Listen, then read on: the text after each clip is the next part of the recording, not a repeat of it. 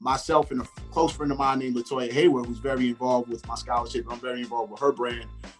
We came up with the idea and we were like, man, these kids aren't getting the graduation and shit. So let's do a virtual commencement, so, and, let's celebrate them. Let's have like a little graduation party, so to say. So we brought in the DJ.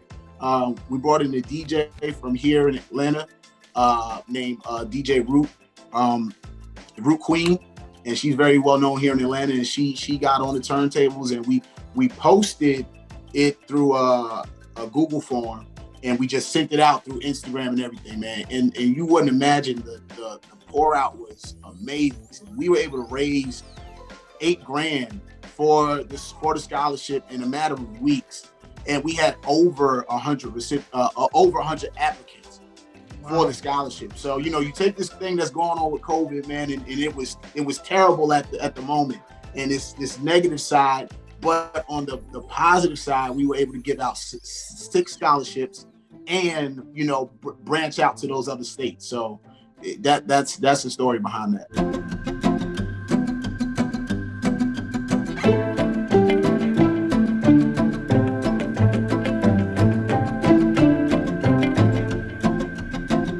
Everybody, this is Garrett and Sita with Idea to Invention, a podcast for those inventors and small businesses. Yes. Thank you.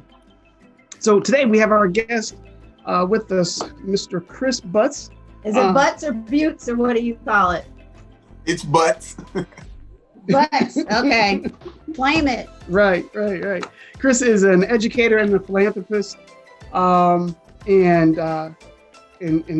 is the CEO of the Calvin Butts Memorial Scholarship. So I'll go through his bio real quick, and then we can get started in the conversation. Chris is a Long Island, New York native, has been living in Georgia for almost a decade now. He transitioned to Georgia for graduate school at Shorter University, and then shortly after graduating from college at the University of Detroit Mercy.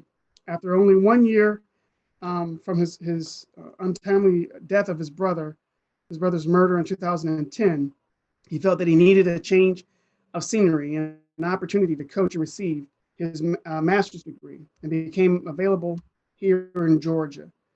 The Calvin Butts Memorial Scholarship is now 10 years old and has recently, due to COVID-19 issues, expanded into new territories such as Florida, West Virginia, California, Tennessee, and North Carolina, with its origins being in New York, and now as well as Georgia. New York and Georgia being the hub states for the scholarship. So without further ado, I want to welcome Mr. Chris Butts. Welcome, man. Appreciate having you. Hey, thank you for having me, Garrett. And it's Sita, right? Miss Sita? Sita, yep. Okay. Thank you for having me. Oh, man. Welcome. So thank you for being on. And we've got to let's get to the gist of the scholarship and the story behind it and all of it, if you don't mind.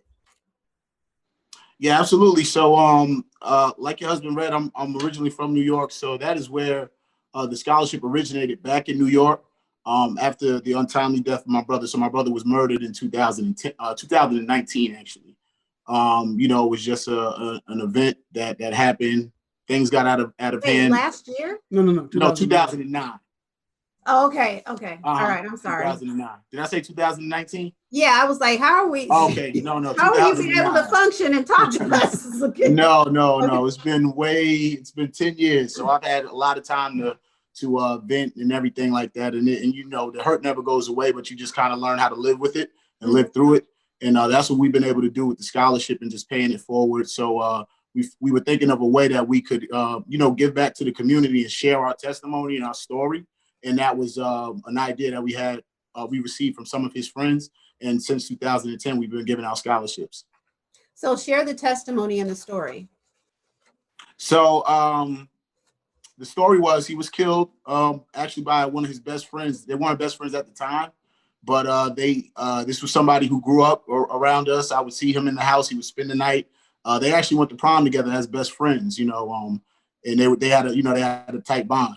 And so there was some things that transpired in their adult lives, and people kind of grow apart and whatnot, and some things took place. And one night, actually myself and his older brother were getting into an altercation, and I didn't even really know his older brother, but it was kind of like a picking match, kind of poke your chest out thing, and so who's kind of going to back down, and just I never knew that that's what would have transpired from those events. So my brother just came out of the diner checking on me. And, in the midst of that, it was totally crazy. It was probably about 100 people out there that night. And, my brother ended up getting stabbed by this individual in the midst of protecting me. So. So you got to witness the whole thing.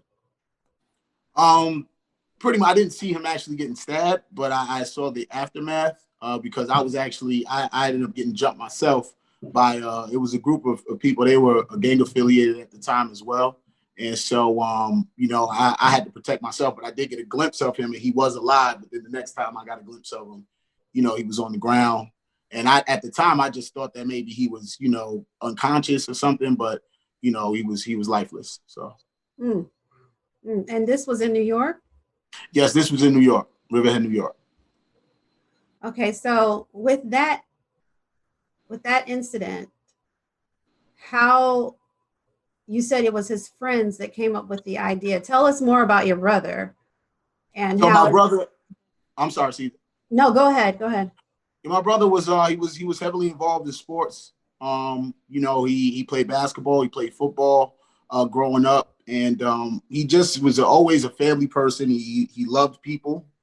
My brother wasn't perfect, but he definitely did his best to put his best foot forward. And he would give you the shirt off his back. If there was anything that he could do, he would do it. It still amazes me really to this day that my mom and other family members continue to hear stories 10 years later about my brother. One lady that he went to high school with, he said that she was, she told my mother that she was broken down on the side of the road, and Calvin happened to see her, and this was late at night, and so he just came over, stayed with her until she got assistance and helped her really with her tire and things like that. So that's just the kind of person that he was, and that shows, it really shows that the person is no longer here, what they really stood for and what their story was. And so we're just trying to live off that and keep that legacy going, and just keep his name going in a positive manner.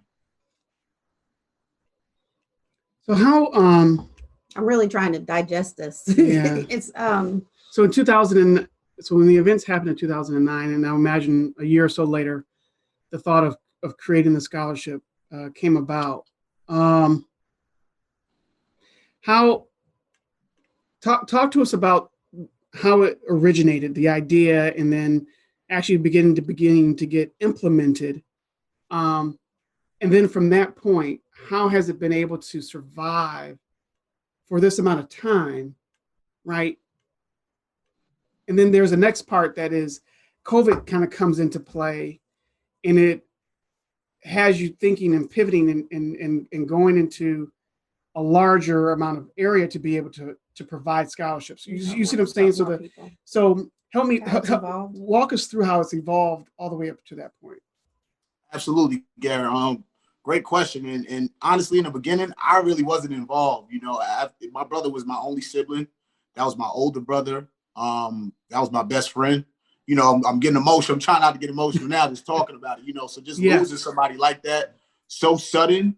I wasn't involved. I wasn't in a mental state to even be involved. So he had some really great friends. A friend actually named Rodney Parrish, who's like a brother to me, who's back in New York, and another friend of his, I think her name is Christy Hinkle. I want to say they came up with the idea. They said, okay, let's start like a softball game in his name, so we'll do it every year around his anniversary. And so that went on for about the first year or so. And we also did like a barbecue. But then we were like, it was just came to a point where, people were coming out, but it really just kind of turned into a party setting. And that wasn't what we wanted, So Rodney then came back, and the other young lady came back, and they were like, well, let's start a scholarship. And so we brought it to my mom, and my mom brought it to me. And I was like, okay, cool. That sounds good. You know, something to, you know, I really wasn't, like I said, I wasn't really thinking long term with it originally. Yeah. So, you know, we started the process. My family has always been supportive. My cousin Yvonne Green, my aunt Victoria Chandler, you know, they're involved and they're on the board back home. And so they would help with the process and things like that of selecting these high school students. And we wanted to kind of gear it towards kids who had the same type of background as Calvin. So that's how it originally started with my mom. You know, so like, you know, kids who are athletic, you know, who my brother was in graphic designs. He did some drawing back when. And so she kind of wanted to align it with those kind of kids. And so we did that for about the first, you know, 7-8 years or so. And so as of last year in 2019, I was fortunate enough to give out my first scholarship. Matter of fact, I'm sorry, 2018, give out the first scholarship here in Georgia at a school that I was an educator at.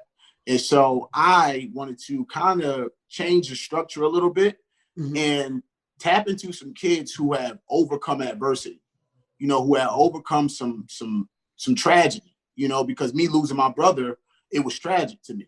And the way that I was able to work through it and overcome it, you know, I thought that was a testimony. So I wanted to pass this along to those kids who also had their own testimony. And so we gave out a scholarship in 2018 to I'm trying to think of the young lady's name. I can't Weaver, Stephanie. I believe it was Stephanie Weaver. I'm sorry. And I was just amazed by her story. Her father passed away when she was in 9th grade suddenly. And so he was the, you know, head of household. They went from, you know, this 6-figure paying job who was taking care of everything. So they had to downsize. And her, you know, her mom, so she went from a freshman in high school to having to take her mom to, you know, therapy. You know, she's taking it to therapy sessions. And so that was a huge transition. And that story really touched me. And so we, you know, we were fortunate enough to give her a scholarship in 2018. And then just recently in 2020 with COVID, Gary, which is, you bring up a great point because myself and a close friend of mine named Latoya Hayward, who's very involved with my scholarship, I'm very involved with her brand. We came up with the idea and we were like, man, you know, these kids aren't getting to graduation and shit. So let's do a virtual commencement, you know? So, and, you know, let's celebrate them. Let's have like a little, you know, a little graduation party, so to say. So we brought in the DJ. We brought in the DJ from here in Atlanta named DJ Root Queen. And she's very well known here in Atlanta. And she got on the turntables and we posted it through a Google form and we just sent it out through Instagram and everything, man. And you wouldn't imagine the pour out was amazing. We were able to raise $8,000 for the scholarship in a matter of weeks. And we had over 100 applicants for the scholarship. So, you know, you take this thing that's going on with COVID, man, and it was terrible at the moment. And it's this negative side, but on the positive side, we were able to give out 6 scholarships and, you know, branch out to those other states. So that's the story behind that. Wow. So where does the if people want to find out about the scholarship and the story, and or are you the face of the scholarship now, or how does that work? So me and my mom, I'm actually in the mix. I'm finalizing. I have a website. Okay, I have a clothing website. So that's where people can go, and if they want to support, and we're doing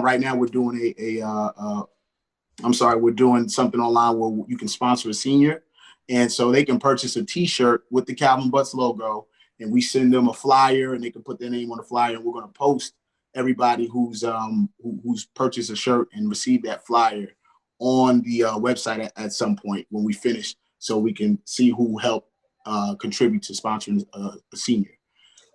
Next, the portion of the cost for the portion of the payment for the T-shirt or whatever the apparel goes towards the scholarship. Yes. Okay. Yes. Scholarship fund. Okay. Yes. Okay. And what you had? You said you had another question too, Cedar, didn't you?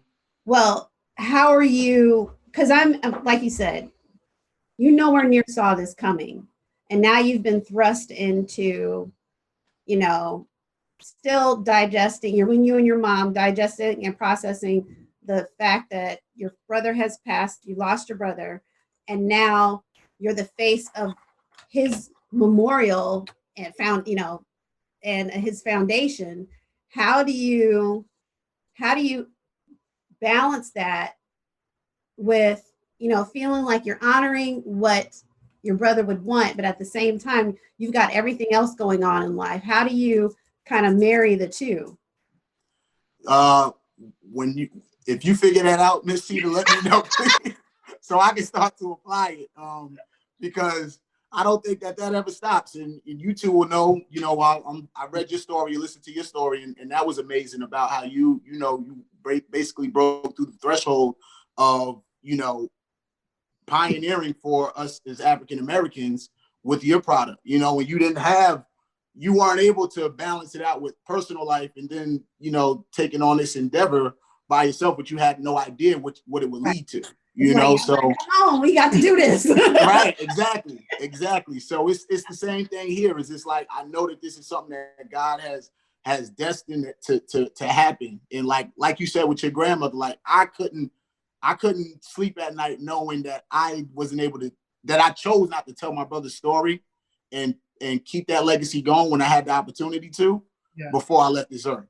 So I'm not going to let that happen. So I have to push through it, and all the troubles and trials and tribulations that come up. I just have to do it. So, and this is kind of coming from our last guest, do you feel his energy in,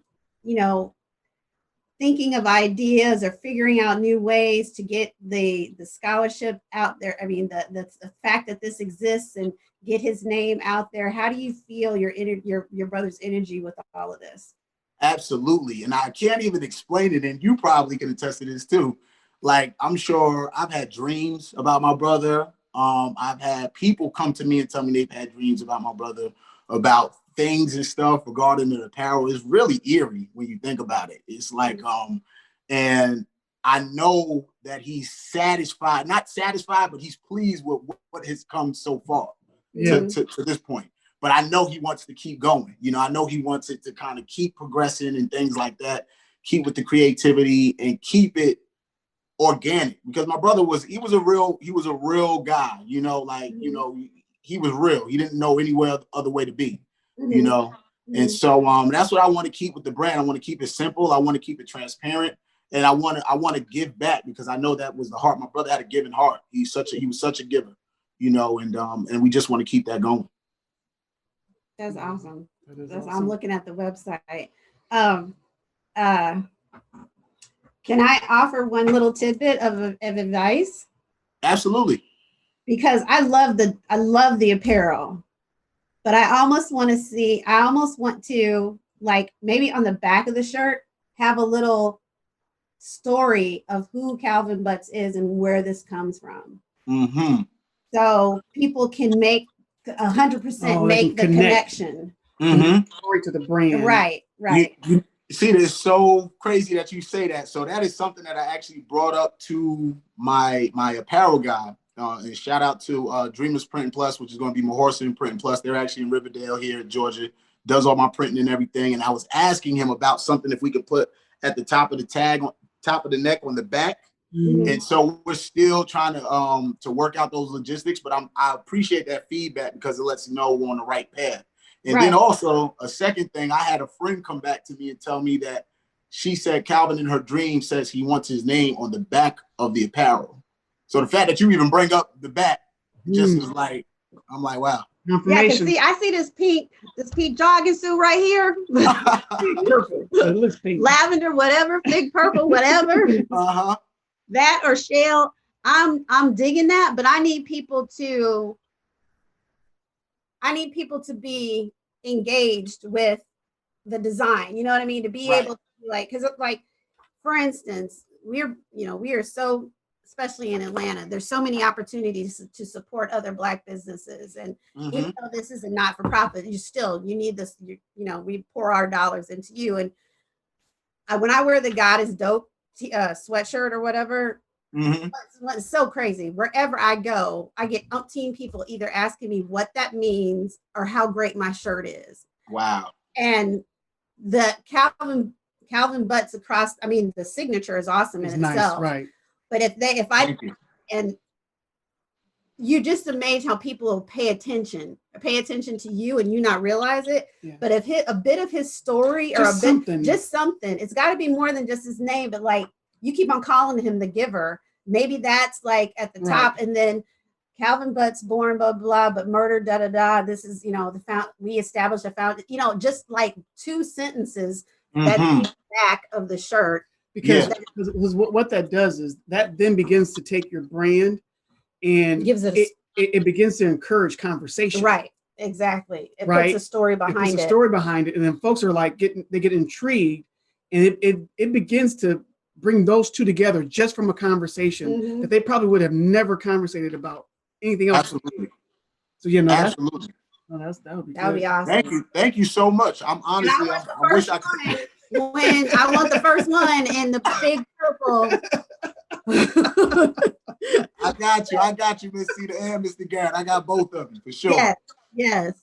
That black and red is nice. But it's nice. So, man, I have so many questions. So, in regards to the brand, and your apparel, and see, I look at because this is what my brain thinks from a monetary perspective and how things are tied together, right? And so the apparel brand is literally there to help fund the scholarship fund. Right? Yes.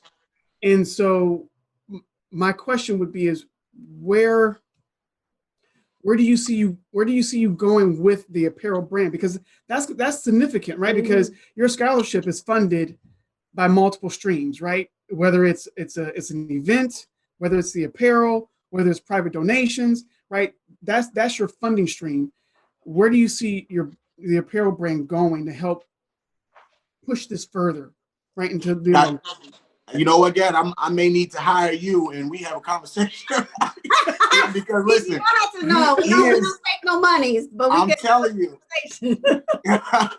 He is, man, Garrett. I've been thinking about that, and that has been what's so exciting to me. And this is another reason why I really want to patent this idea, and I want to trademark the name as well, because I haven't seen anything else out there like that or like this, in regards to where it's a scholarship funded, attached to a clothing line, and then like you said, we're having events, we're doing it, and then we're finalizing the nonprofit stage officially. So like, having all of these entities, like you said, sky's the limit, really. Because and I'm gonna give this to you for free. No, I'm just joking.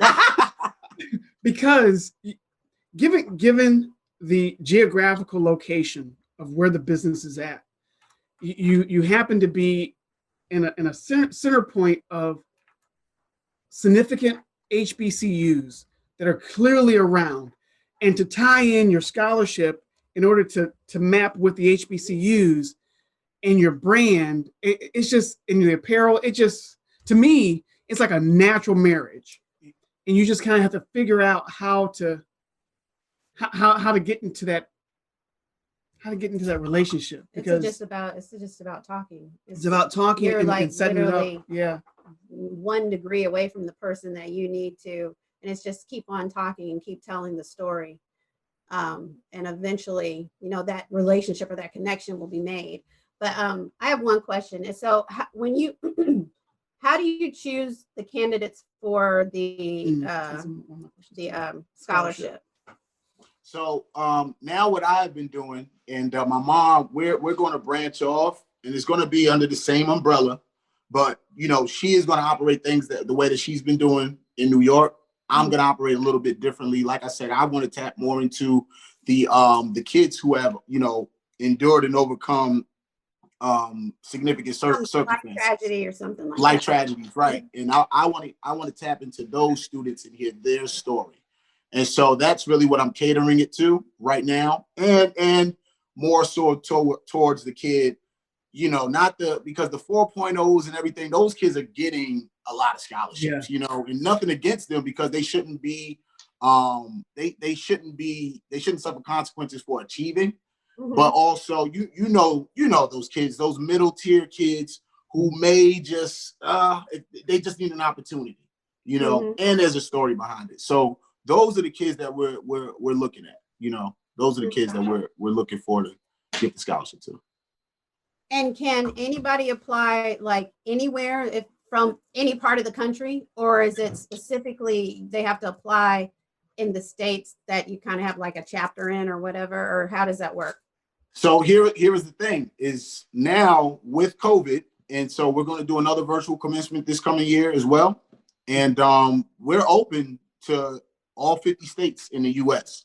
Internationally now, we're not there yet. Now, listen, I don't mind giving out money, you know, but we also need to have money to give out money in the same sense.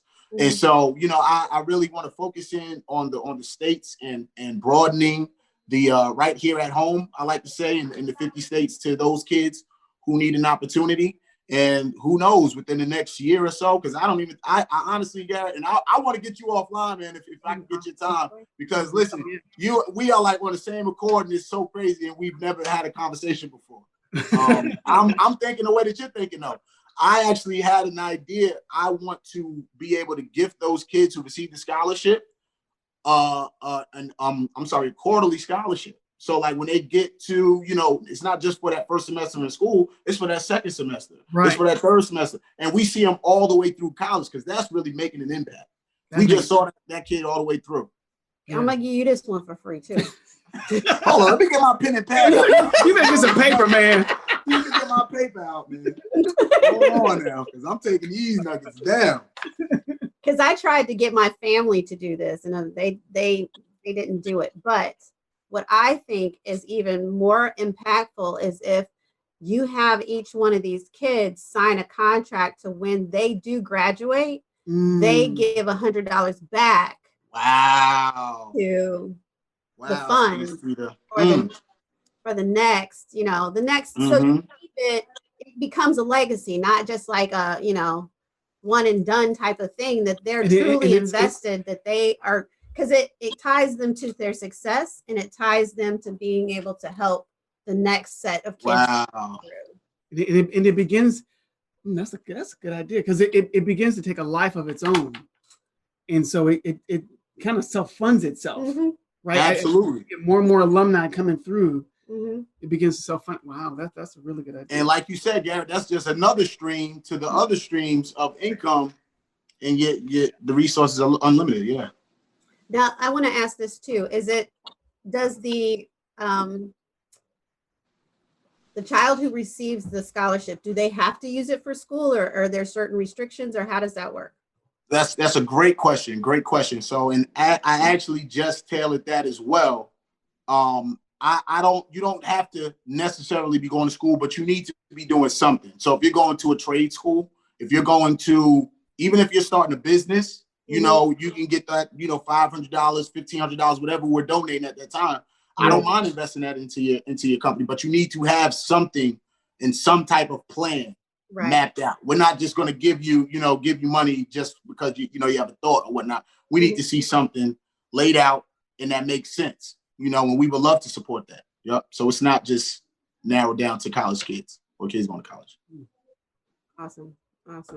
Wow. Okay, man. I feel a partnership coming on. I feel an event coming on. Right. Because I'm like, too? have a good old French fry. So I guess, but that's good though. So when do you normally have your? Because you have an annual event that you do. So we did in March. I did the first dinner here, where I was able to raise over $2,000 off of an event. First event here. Basically put it on by myself, pretty much. And we were able to give out, that was the one we were able to give out a scholarship to. And so I wanted to, I had it as the Calvin Butts Memorial Scholarship dinner. And I haven't come back to that yet. I skipped this year and we did the commencement, everything with COVID and everything, you know, as you know. So I would like to get back to the dinner, I think, but I don't necessarily want to narrow it down to just a dinner either.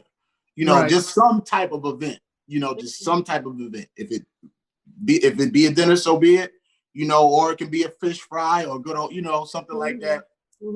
I'm really open, you know, and I think that's the uniqueness of behind the brand and the scholarship is that sky is the limit, you know. Right.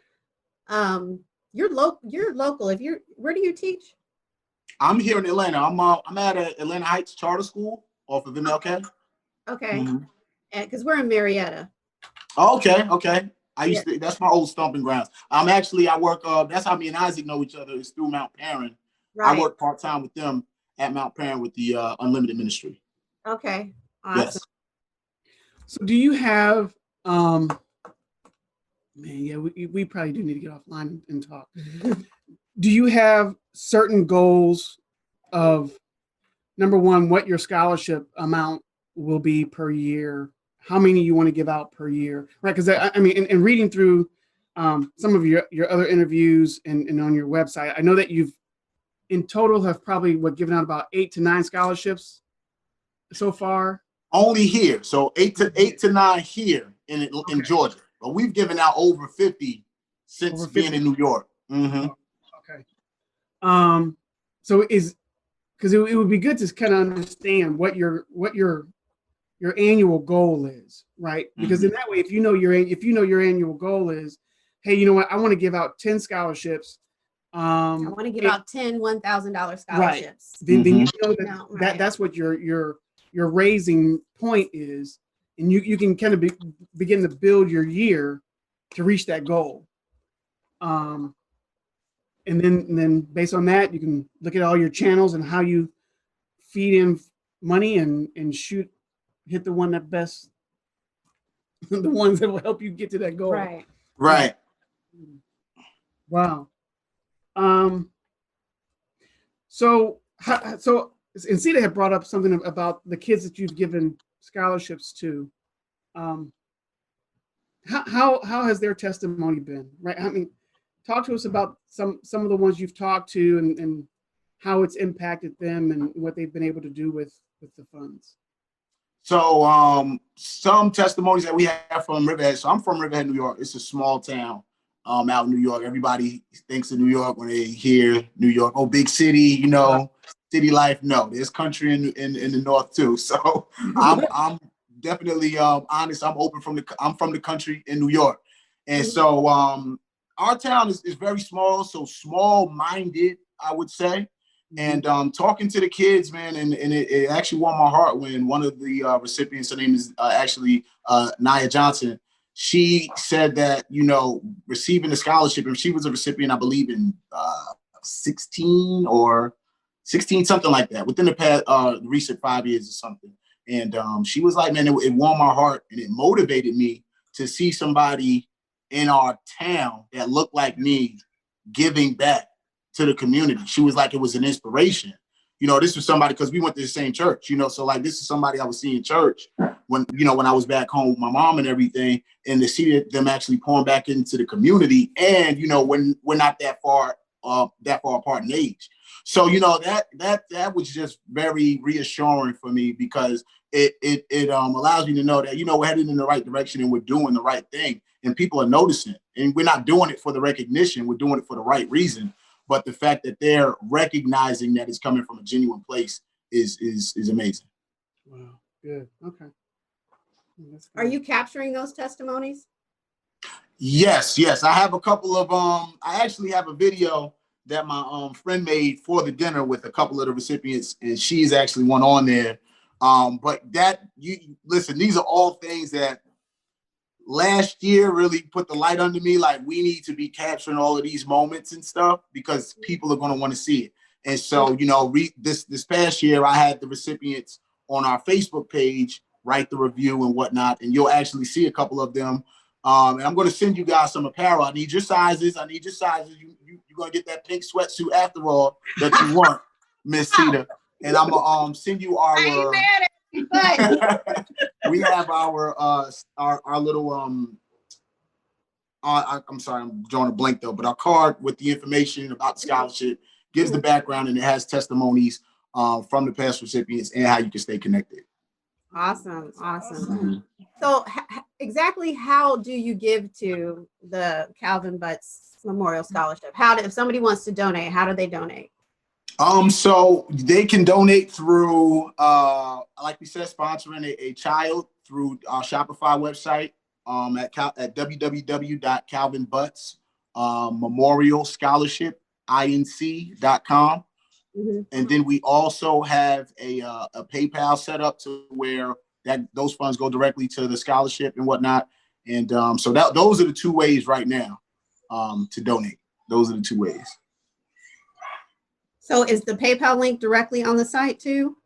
The PayPal link is not on the site as of right now. The reason being is because of because we're not fully in the nonprofit state phase yet.